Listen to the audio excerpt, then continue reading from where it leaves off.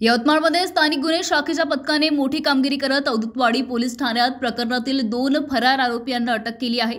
13 November रोजी गुन्हे शाखेचे पथक शहरात नियमित तपासणी दरम्यान पेट्रोलिंग करत असताना स्टेट बँक चौकात माहिती मिळाली की वाघापूर भागात फरार आरोपी लपून बसले आहेत।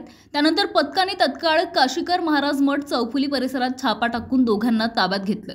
चौकशीत आरोपींची ओळख शिवम महादेव कांबळे वय वर्ष 21 आणि आकाश कैलास लंगोटे वय वर्ष 20 अशी झाली आहे। त्यांनी जुना वादातून एका युवकावर कोयत्याने हल्ला केल्याची कबुली दिली।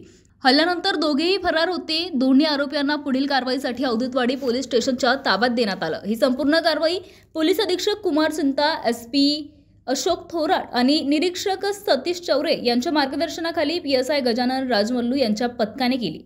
महाराष्ट्र टीव्ही 24 करिता अक्रम दिवान, यवतमाळ।